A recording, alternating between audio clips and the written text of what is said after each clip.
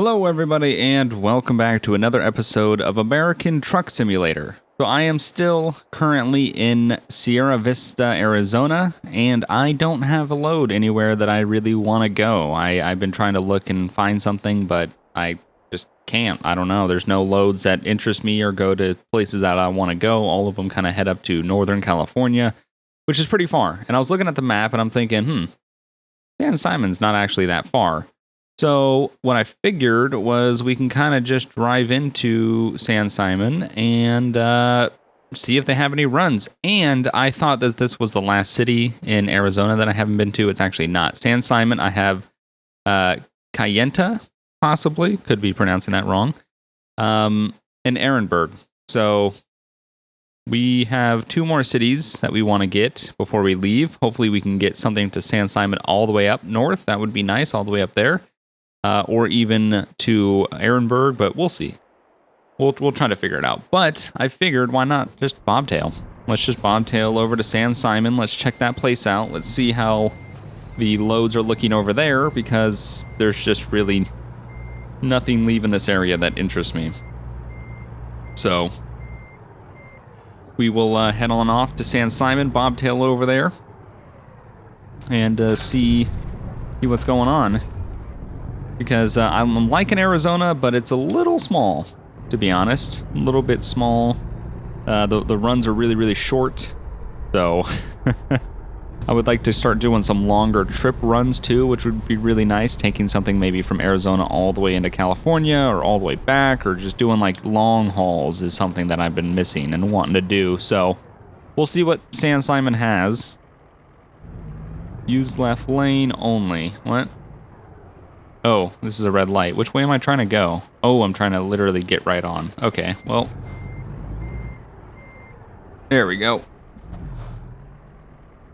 I need like I need one of those suicide knobs on my G27 wheel.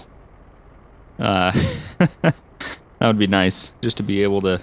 I also need to really set up this microphone that I got. I got a headset microphone a while back, and I have not been able to set it up and EQ it and get it working and everything yet, and I would love to do that, because I would love to be able to play and record a game with a headset on where the microphone is really good and it's just right there. Ooh, coming in, sorry. God, the on-ramps. Where the microphone's just right there, it's good quality, still a studio mic, but I can just play a game with just a headset on. I don't have a big microphone in my face that I have to keep my head near. It would be much nicer to be able to use that headset mic. So who knows, maybe sometime this week I can get it set up. This week has been, or this week is going to be extremely hot. I'm pretty sure where you guys are at, it is also hot, or has been hot, or is going to be hot, because it kind of seems like it's going across the whole country right now. So yeah, it's pretty warm. It sucks. In the hundreds. Not fun at all. But when days get like this, I sit inside with my air conditioning and work. Because then it works, and it works out. Actually, right now I do have the my air conditioning going. It's not actually on air conditioned mode, it's just on fan mode, because I actually cooled this place down enough that it was comfortable to turn it off of air conditioning. And I was like, holy shit. So it works very well. If you guys are looking for a recommendation for the air conditioner, works very well. I highly recommend this one. I think we're already there, to be honest. I think this is the exit that I'm looking for, which is cool. So as soon as we get in, we'll go ahead and we'll check the loads leaving San Simon, and we'll see if there's anything that interests us, which I hope there is. At this point, I'll take anything going north or going west. So we can hopefully get out of this area and discover these last two cities that we need to. And, yeah. Alright, so we'll pull into the gas station here. There we go. San Simon discovered. I'll go up one more. Yeah, 13 out of 15 for the Copper State achievement. So we have two cities left. So, this is an out. What I'll do is I'll just swing right here. Here we go. Put the parking brake on. All right, so go and check out the job market really quick. And let's see if there's something leaving this area.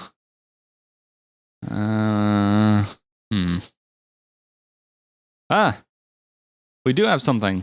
Sweet. 6,500 pounds of plows going to Kayenta, Arizona. All right, let's definitely take that. I want to do that for sure. Check out that last city, and then Ehrenberg is literally as I'm leaving Arizona, so that won't be that difficult at all to pass through that city. Still having a lot of fun driving this T680 as well. Just nice to kind of change it up after so long of being in the W900 with just how big it is and all that. I do admit though, I miss seeing my hood. I also tried to test out a mod. I put in the Kenworth, what is it? The Kenworth, God, it's the Kenworth, God, I can't remember what, I want to say T680, but isn't this the T680? I don't know, I can't remember. God, I'm forgetting. I almost didn't hit the brakes there. My foot slipped off. Foot slipped off the brakes, I almost killed that guy. But I tried out a new mod, and the truck was just very, very, very similar to the W900. They even used the same interior. So it was kind of just like I was driving the W900. It really didn't seem any different. And I was going, well, there's not really a point in changing trucks when it's just practically the same truck that you were already driving. So I'm really looking forward to when SCS starts releasing some more trucks. Apparently, it's possible that the Peterbilt 379 from SCS is around the corner, which would be amazing. That'd be very nice. And I'm also wondering just how slow the truck development has gotten on American Truck Sim since they've announced that they're going to rescale the world and make the world bigger. I'm just wondering, is that going to then affect how long it takes or how many trucks we get, you know, because as of right now we have 3 trucks. We started with 2, we got 3, then we got Arizona, and we've had a bunch of updates from then, but since that W900 we haven't had another truck, and it's been a while since we've gotten that W900, so I would definitely like to see another truck. And a 379 by SCS would be really cool. The mod out there, the 379, is actually really, really good. It's a great mod. So I could use that, but I don't know. There's a lot of talks too about some of the updates they're adding, so you can tilt the steering wheel, which is pretty cool. And I'm assuming that once they add that, that is going to start to break some mods, because it always kind of does every time they mess with trucks. Like the advanced coupling was really breaking modded trucks. So I don't want to start driving a modded truck to have them update it to break, and have to wait for it to be updated again. So I'm just going to kind of try to hold off. See if we can. There we go. Full test. Not going anywhere. Go ahead and put that up. Take a look at this real quick. Let's turn those off, turn the parking brake on. Let's take a look at this load that we're going to be running. It's going to be a very, very... I mean, we'll barely be able to tell that it's even there, but because I'm in a day cab, I can take a look back at it, which is cool. By the way, check out this tan interior. It's kind of hard to see at night, but I didn't know that they had an option for tan interior in the Kenworth, which is pretty cool. Just a default option then for tan interior. And the Peterbilt 579 doesn't have one. Doesn't have tan interior, which I find interesting. But I do like, I know a lot of people are probably going to lose their mind over this big wind deflector that I have on the top of my truck. I personally like it. I know people are going to lose their minds about it. That's just because that's just what people are. They just lose their minds over things. I remember when I took that big kind of plow thing off the front of my W900, everybody was like, what the heck? Put that back on. So I know not many people are going to like this big diffuser, but I personally like it when I'm hauling actual big, dry vans or reefers or something like a 53, even that 28 that we were hauling last episode. It was really nice to have this big wind deflector, because then the cab or the day cab wasn't super small compared to the trailer, which I really don't like seeing. I don't like seeing the top of a trailer, like, go way past the top of the truck. I do like running day cabs, but I just don't like how short they are compared to the trailer. So this wind deflector really does help. I get the best of both worlds. It fits the height of a trailer, adds a nice little, you know, wind, like, aerodynamic little bit there, and then also, I don't have to, I can stay in a day cab, which is nice. So that's why I'm gonna start replacing all the trucks and start hiring more drivers and buying more of these trucks, is because they look good, they run good, they're basic, they're relatively cheap, and they work with all platforms. You can drive what I'm doing, which is, you know, a flatbed with a wind deflector, or a trailer with a wind deflector. Why not? Just wind deflectors all day long.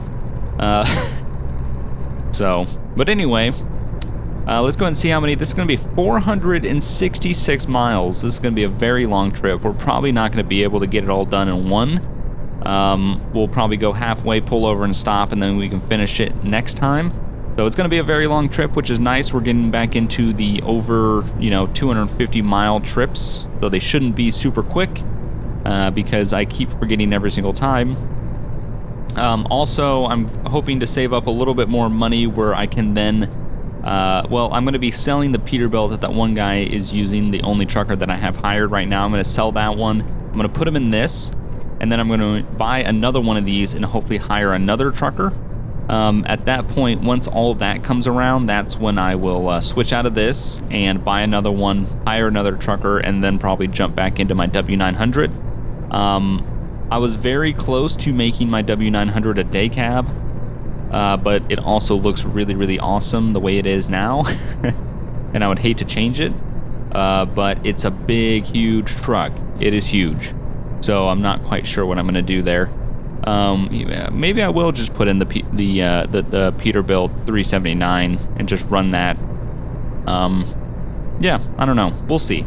I'm just kind of messing around with trucks, seeing what's out there, seeing what's good, seeing what I enjoy. But this is a good truck. I really like this truck. This the one I'm currently driving.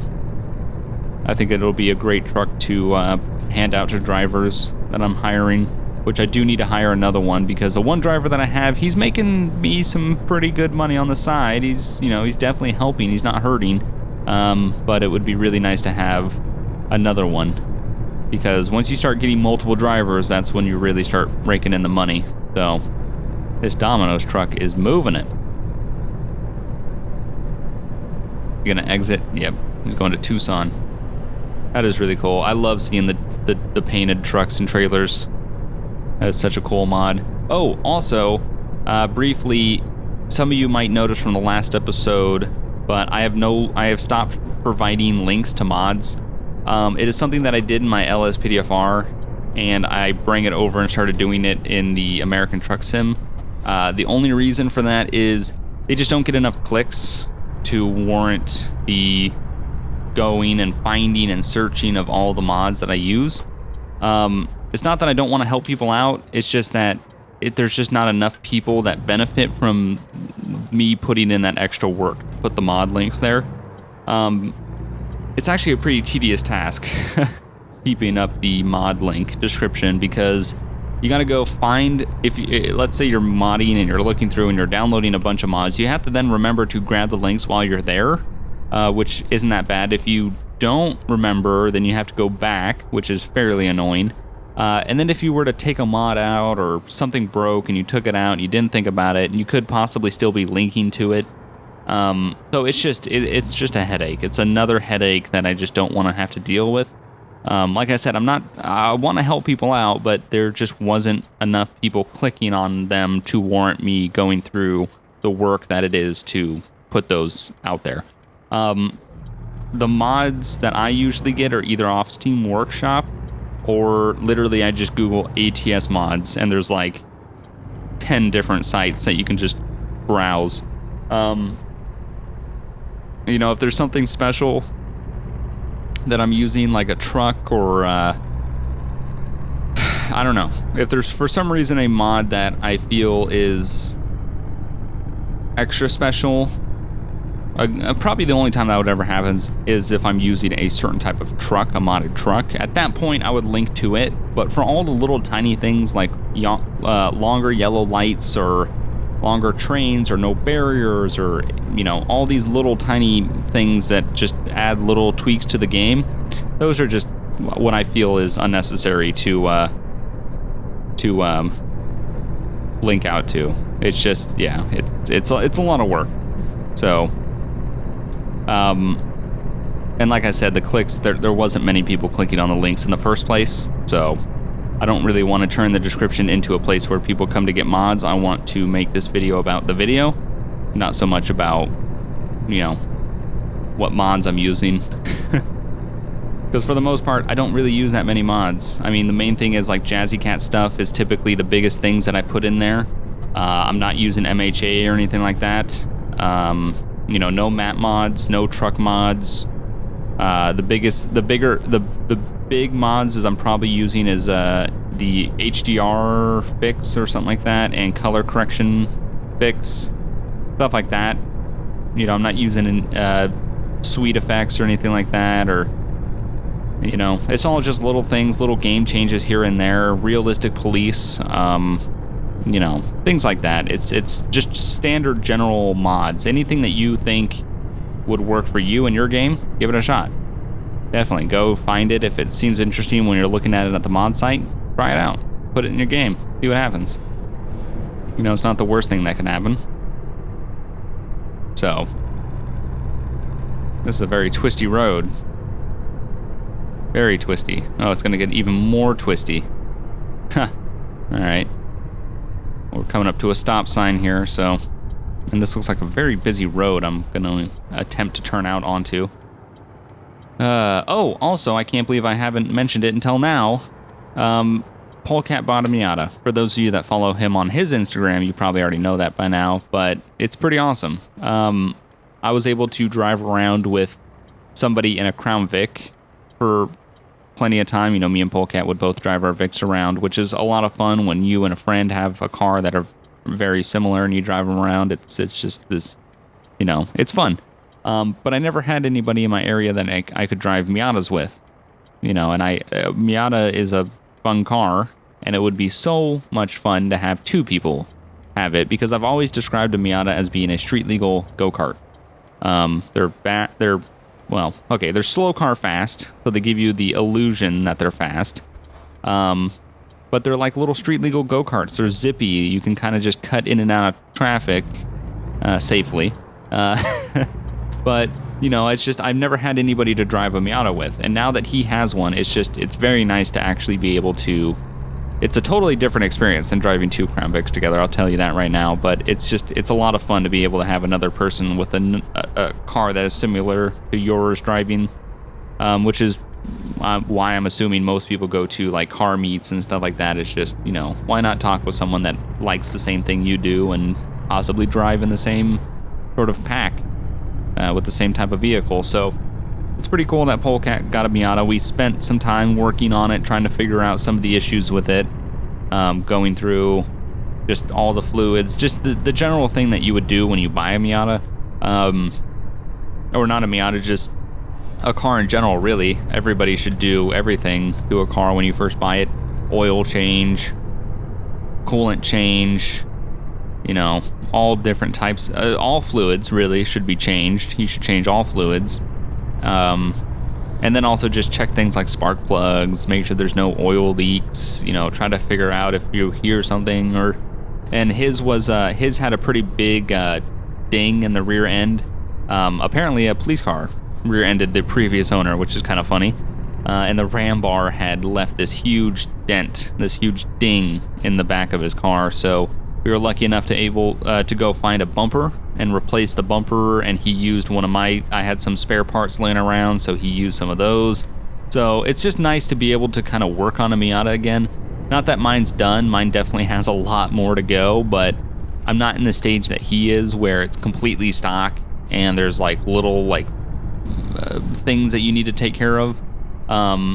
Mechanically, really, mine's kind of done the major Miata service and all that. And recently I just did a valve cover gasket because I noticed that my valve cover was leaking. So this is a beautiful area. Look at this. Hold on. We're going to pull off here. This is really cool. Oh, man. All right. Oh. Oh, God. I just came to a dead stop. Did I just technically hit something? I guess I did. I didn't think I was going to because it just doesn't seem like there's... Yep. I hit an invisible thing. It doesn't exist, but I hit it, which is cool. So, I'm just going to try to straighten my truck out here. Back this thing up.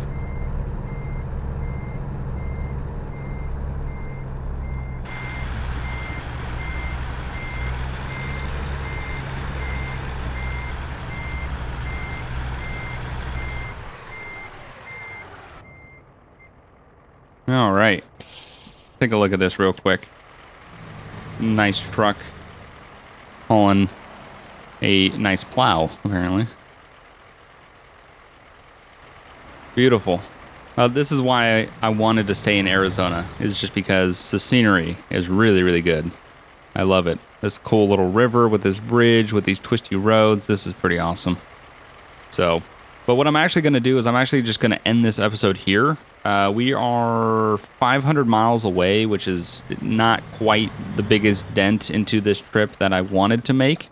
But we did do some bobtailing in the beginning, so I don't want to make this episode too long. But from the next time you join me, I will be in the same spot, just outside of Show Low, Arizona, just south of Show Low, which is where we'll be, and we're going all the way up to Kayenta. Possibly, if that's how it's pronounced. Still don't know.